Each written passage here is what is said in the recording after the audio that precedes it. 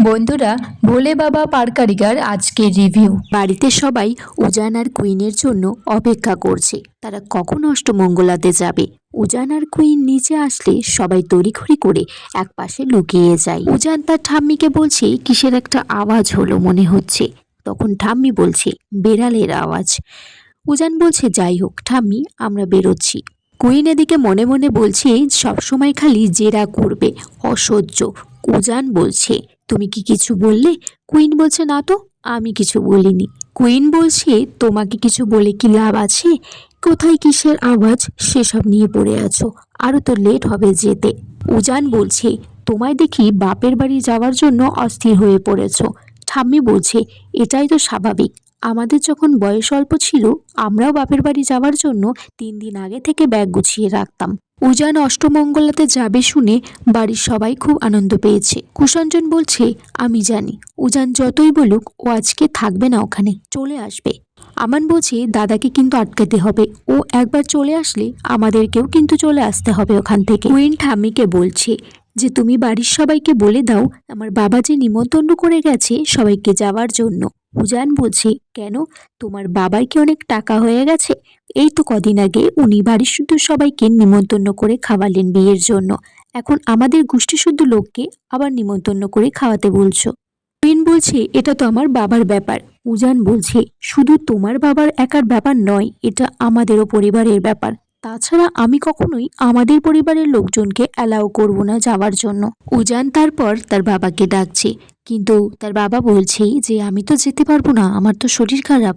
আমান বলছে এখন বলছো শরীর খারাপ আর ওই বাড়িতে গিয়ে কবজি ডুবিয়ে খাবে, তখন লোকে কি বলবে যে খাবার জন্য তোমার শরীর ঠিক হয়ে গেল।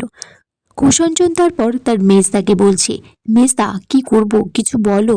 আমান তারপর কুষাঞ্জনের হাতটা টেনে নিয়ে যায় উজানের সামনে, বলছে এই তো বাবা, বাবার তো মেয়ে আমিও, তা আমাকেও কিছু বল, আমিও জানতে চাই তুই কি বলতে চাস।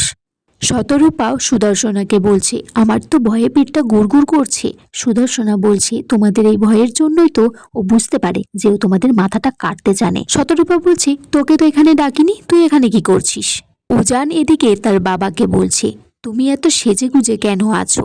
কুষাঞ্জন বলছে পাঞ্জাবিটা তো কুইনের বাড়ি থেকে দিয়েছে, তাই একটু পরে দেখছিলাম কেমন ঠিকঠাক আছে কিনা। জান তারপর কুষাঞ্জনকে বলে যে বাবা শুনলাম কুইনদের বাড়িতে তোমার নাকি নিমন্ত্রণ করেছে, কিন্তু তোমরা কেউ যাবে না ওখানে।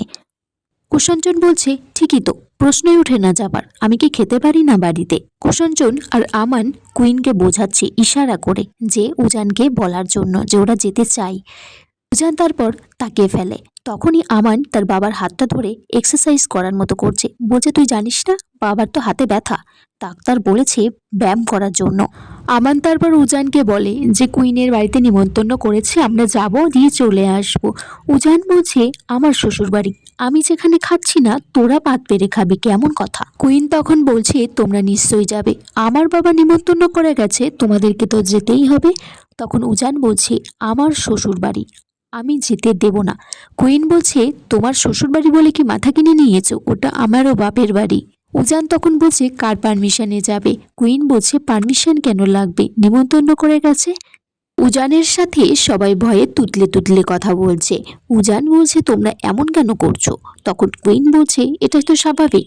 কেন করছে আমি বলবো, এই বাড়িতে তোমার মতো বাঘের মতো একটা মানুষ থাকতে আমরা সাধারণ মানুষরা তো ভয় পেয়েই থাকবো, কখন বাঘটা ঘাড়ের উপরে চেপে না বসে।